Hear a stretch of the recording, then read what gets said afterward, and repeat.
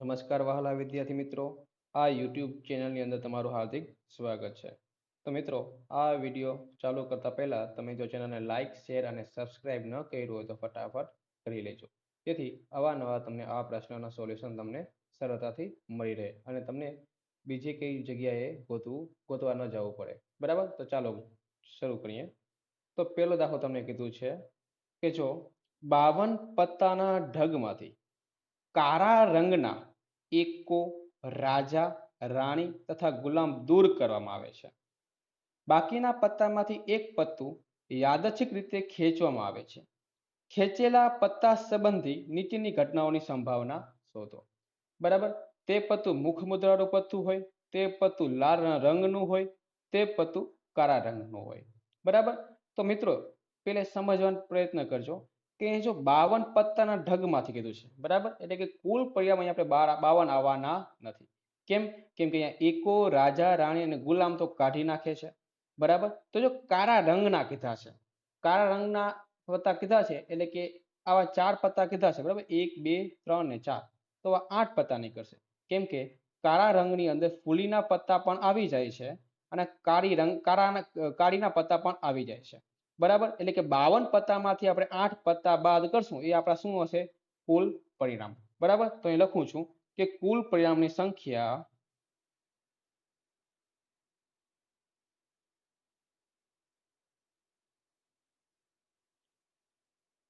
તો કે 52 પત્તા છે, એનામાંથી 8 પત્તા આપણે કાઢી નાખ્યા.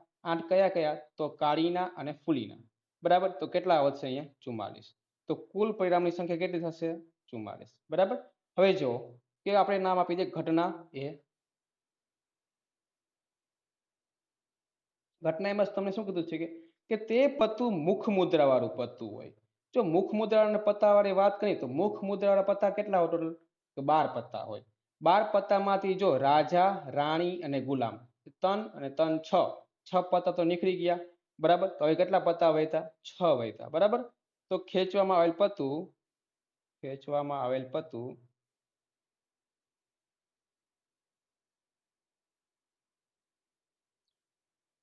મુખ મુદ્રા વાળું હોય તેવા શક્ય પરિણામની સંખ્યા. તો કેટલા પત્તા? જો 12 પત્તા હોય, 12 પત્તામાંથી 6 પત્તા વયા ગયા, ગુલો, રાજા અને રાણી. બરાબર? તો કેટલા વધ્યા? 6 વધ્યા. બરાબર? તો મુખ મુદ્રા પત્તાની સંખ્યા કેટલી થશે? 6 થશે. તો તમારે સૂત્ર મૂકવાનું કે પી ઓફ એ બરાબર ઘટના એ ઉદ્ભવવા માટેના પરિણામોની સંખ્યા છેદમાં કુલ પરિણામોની સંખ્યા. એટલે 6 ના છેદમાં કેટલા આવશે? તો 44 આવશે. બરાબર? છેલ્લું ડાવીએ. 3 દુ 6, 22 દુ 44. બે બે ઉડી ગયા તો વધ્યું શું? 3 ના છેદમાં 22. આ થયો આપણો ઘટના એ નો જવાબ. હવે જોઈએ ઘટના બી. ઘટના બી માં શું કીધું છે કે તે પત્તું લાલ રંગનું હોય. ઘટના બી એટલે ખેંચવામાં આવેલ પત્તું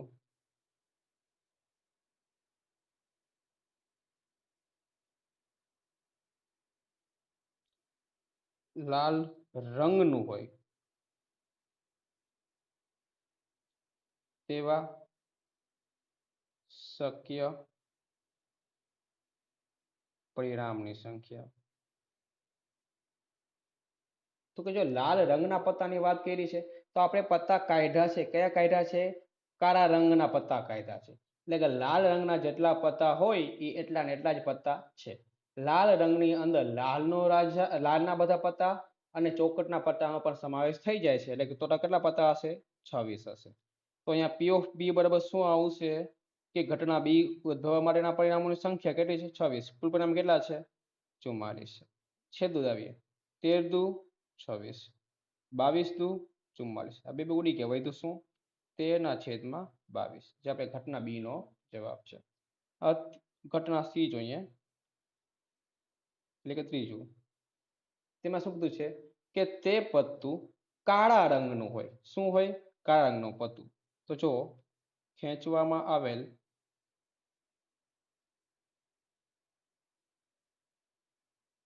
પત્તું કાળા રંગનું હોય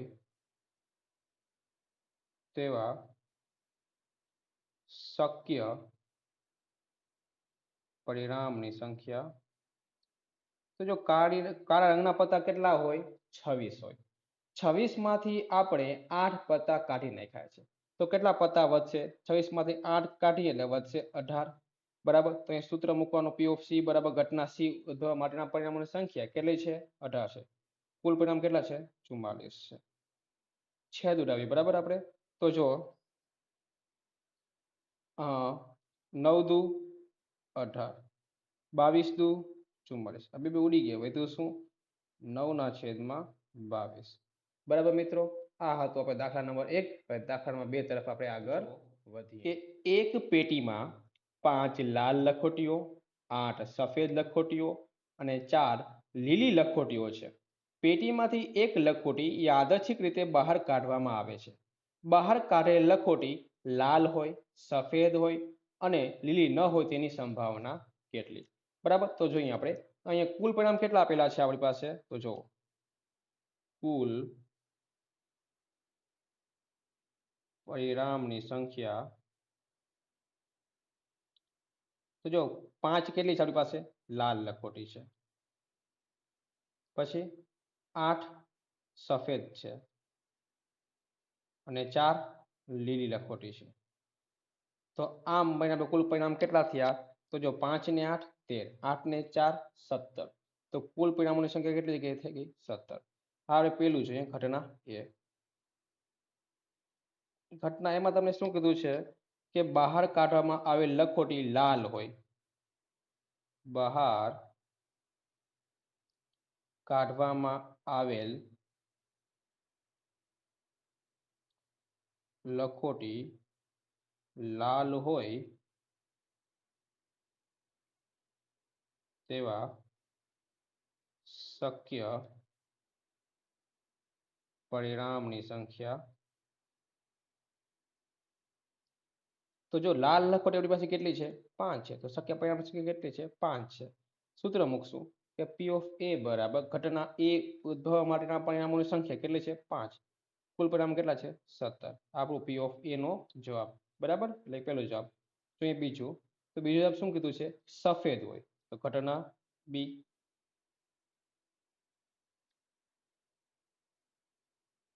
બહાર કાઢવામાં આવેલ લખોટી સફેદ હોય તેવા શક્ય પરિણામની સંખ્યા. જો સફેદ લખોટી કેટલી છે? આપણી પાસે 8 છે. તો શક્ય પરિણામ કેટલા થશે? 8 થશે. બરાબર. સૂત્ર મૂકવાનું કે P of B બરાબર ઘટના B ઉદ્ભવવા માટેના પરિણામોની સંખ્યા એટલે કે 8 કુલ પરિણામોની સંખ્યા એટલે કે 17. આ આપણો ઘટના B એટલે બીજો પરિણામ. ત્રીજું પરિણામ લઈ લઈએ આપણે ઘટના C. તો એની અંદર તમને શું કીધું છે કે બહાર કાઢવામાં આવેલ લખોટી લીલી ન હોય. બહાર કાઢવામાં આવેલ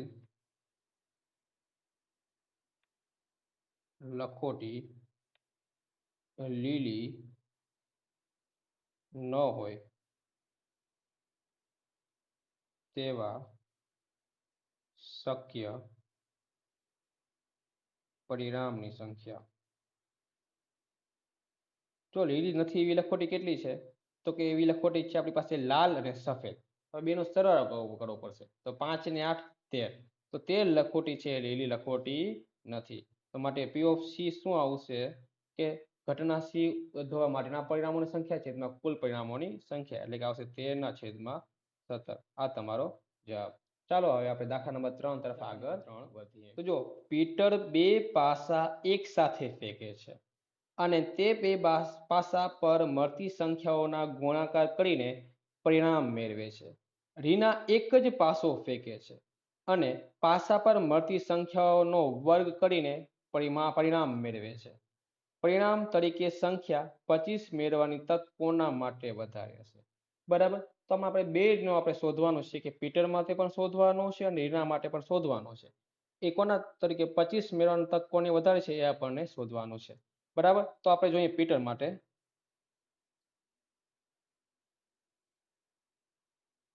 પીટર માટે બરાબર. તો જો પીટર છે બે પાસા એક સાથે ઉછાળે છે, એટલે તમને મને ખબર છે કે બે પાસાને ઉછાળતા કુલ પરિણામ કેટલા મળશે? તો કે 36 મળશે. એટલે કે કુલ પરિણામની સંખ્યા કેટલી થશે? તો કે 36 છે. હવે એ કે શું કરે છે? તો કે બે પાસા પર મળતી સંખ્યાઓનો ગુણાકાર કરે. શું કરે છે?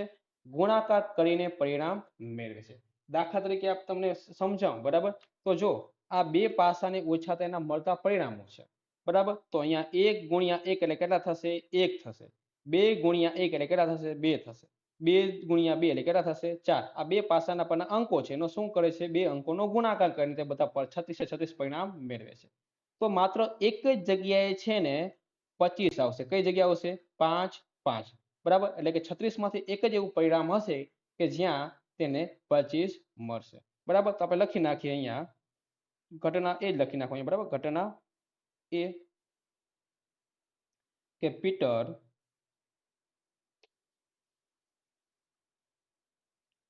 બે પાસા ઉછાળીને બંને અંકોનો ગુણાકાર કરીને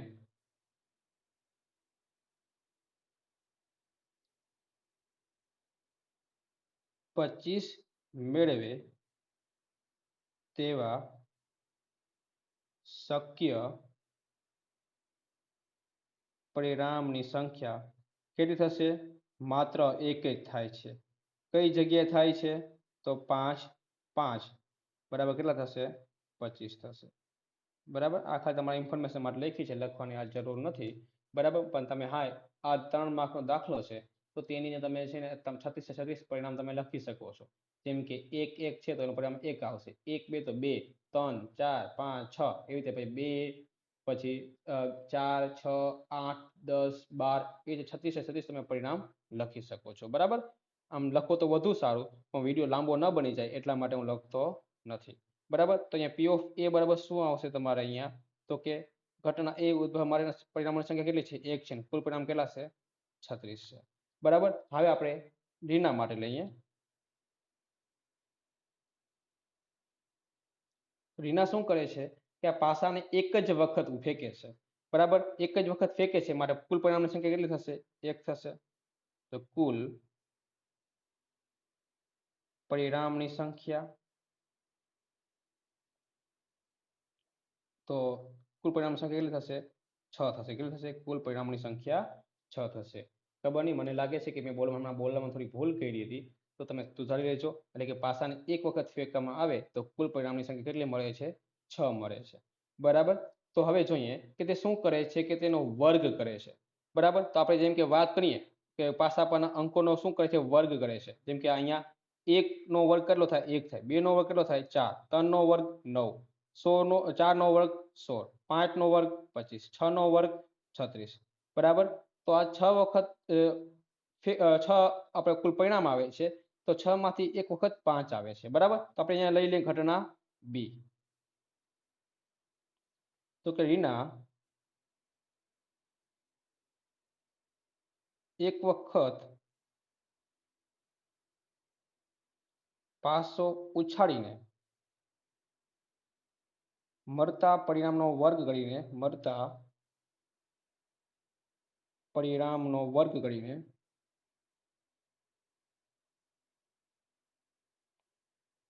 25 મેળવે તેવા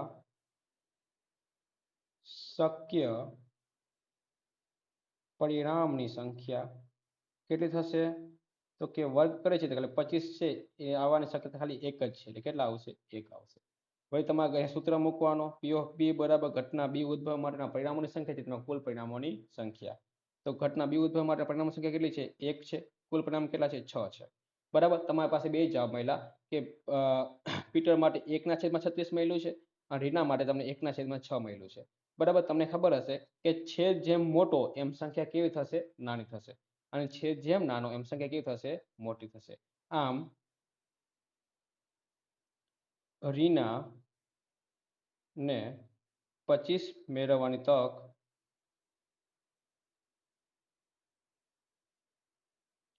વધારે છે. ચાલો હવે આપણે ચોથા દાખલા તરફ આપણે આગળ. તો ચોથા દાખલામાં શું કીધું છે કે એક પાસાને 2 વખત ઉછાળવામાં આવે છે. એક પણ વખત ઉપરના પૃષ્ઠ પર 5 મળે નહીં. અને બીજું કીધું છે ઓછામાં ઓછી એક વાર ઉપરના પૃષ્ઠ પર 5 મળે તેની સંભાવના કેટલી. બરાબર, તો પાસાને કેટલી વખત ઉછાળવામાં આવે છે? 2 વખત ઉછાળવામાં આવે છે. તો મિત્રો તમારે છે ને એ 2 વખત પાસાને ઉછાળવામાં આવે છે એના દ્વારા જે પરિણામ મળે છે એ પરિણામ તમારે અહીંયા લખવા જોશે. બરાબર, મેં અહીંયા પરિણામ પહેલેથી લખી રાખ્યા છે કે જેથી આપણો વિડીયો લાંબો ન બની જાય એટલા માટે મેં પરિણામ તૈયાર રાખ્યા છે. બરાબર, તો આપણે જોશું કે પાસાને 2 વખત ઉછાળતા મળતા કુલ પરિણામ કેટલા છે? 36 મળે છે. કેટલા મળે છે? તો કુલ પરિણામની સંખ્યા કેટલી છે આપણી પાસે? 36 છે. બરાબર, અહીંયા લખું છું કુલ પરિણામની સંખ્યા કેટલી છે? 36 છે. આપણે ઘટના એ જોઈએ. તો કીધું છે કે એક પણ વખત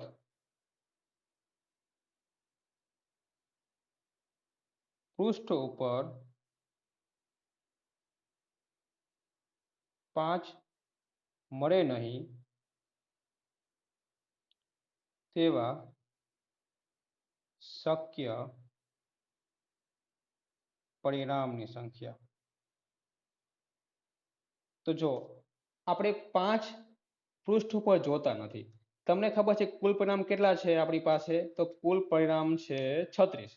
એમાંથી જોઈએ તો 5 કેટલી વખત મળે છે પેલા આપણે જોઈએ. જો પૃષ્ઠ પર જો અહીંયા દેખાયેલું એક પરિણામ, 2, 3, 4, 5, 6, 7, 8, 9, 10 ને 11. 11 વખત પૃષ્ઠ પર 5 મળે છે. તો 36 માંથી આપણે 11 બાદ કરશું તો આપણે શું મળશે કે પૃષ્ઠ ઉપર 5 મળતા નથી તેવી સંખ્યા આપણને મળશે. એટલે કે 36 માંથી 11 બાદ કરશું તો આપણે કેટલી મળશે? 25 મળશે. તો કે 25 વખત પૃષ્ઠ ઉપર 5 મળે નહીં તેવા શક્ય પરિણામોની સંખ્યા છે. તો આપણે સૂત્ર મૂકશું કે P of A બરાબર ઘટના A ઉદ્ભવવા માટેના પરિણામોની સંખ્યા કેટલી છે? 25. કુલ પરિણામની સંખ્યા કેટલી છે? 36. આ શું થયો આપણો જવાબ. બીજા તરફ વધીએ, ઘટના B તરફ વધીએ. ઘટના B માં તમને શું કીધું છે? તો કે ઓછામાં ઓછી એક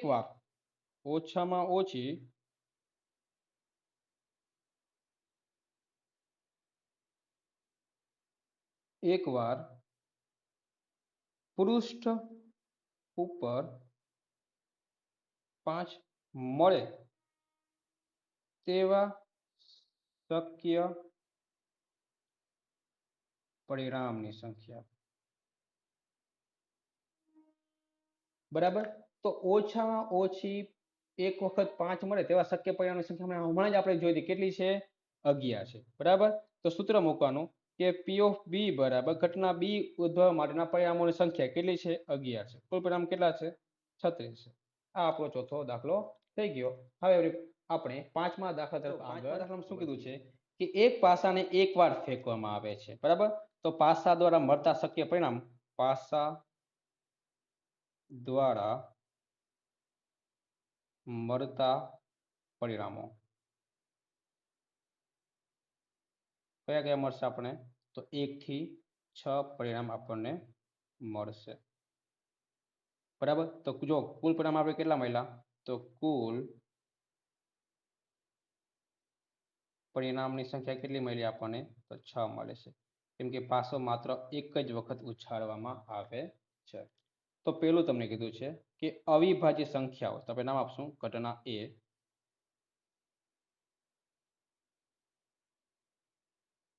અવિભાજ્ય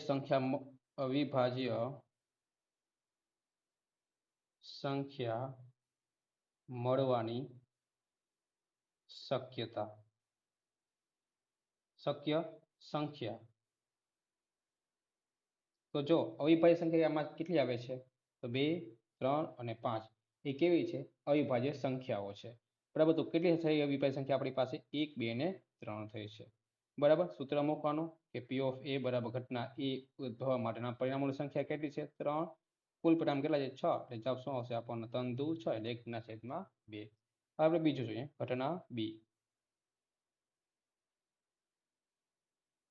ઘટના બી ની તમે શું કીધું છે કે 2 અને 6 વચ્ચેની સંખ્યા મળે તેવા શક્ય પરિણામની સંખ્યા. તો જોઈ શકો છો તમે કે 2 અને 6 ની વચ્ચે સંખ્યા 3 આવેલી છે. 3, 4 ને 5 કુલ કેટલી સંખ્યા કેટલી થઈ? 3 થઈ છે. તો 3 આવશે. સૂત્ર મૂકવાનું પી ઓફ બી બરાબર ઘટના બી ઉદ્ભવવા માટેના પરિણામ સંખ્યા 3 છે. કુલ પરિણામ 6 છે. એટલે જવાબ શું આવશે? 3 દુ 6 એટલે 1/3. હવે જોઈએ આપણે ત્રીજું ઘટના સી. ઘટના સી ની અંદર શું કીધું છે કે અયુગ્મ સંખ્યા મળે, અયુગ્મ સંખ્યા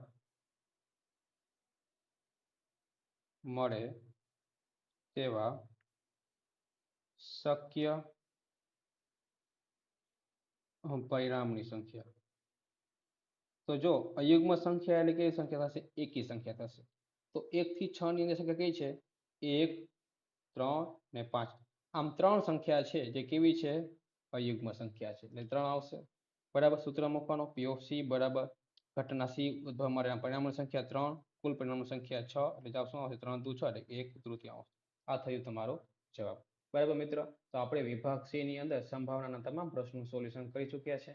મિત્રો, તમને વિડીયો ગમ્યો હોય તો લાઇક, શેર અને સબસ્ક્રાઇબ કરજો.